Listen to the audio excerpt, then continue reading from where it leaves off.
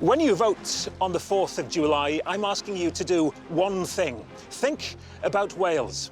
Think about your community and all the services disappearing after 14 years of Tory cuts.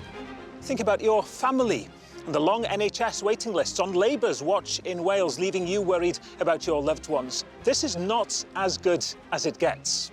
In this election, vote for the one party that always stands up for Wales and a fairer, more ambitious future. I trust Plaid Cymru because the Tories don't care about Wales and Labour take Wales for granted. As a small business owner, I want my MP to fight for a better future for our community. For me, that's why I vote for Plaid Cymru. Unlike the other parties, Plaid understands rural Wales too.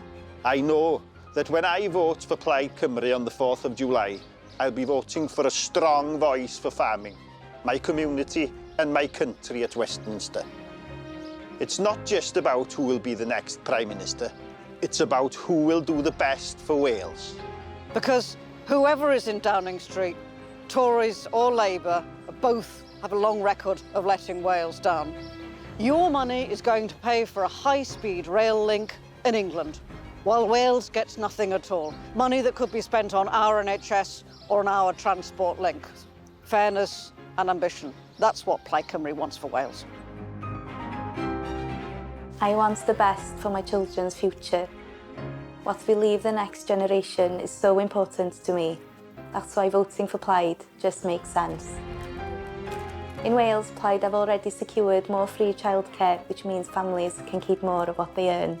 And I know that Plaid Cymru stand up for a more hopeful future when they speak in Parliament. That matters a lot to me. It matters to me too. Time is up for the Conservatives, and Labour have no real vision of their own. Every government of any party have to be held to account. So think about Wales, think about Plaid Cymru. For a fairer, more ambitious Wales and a party on your side.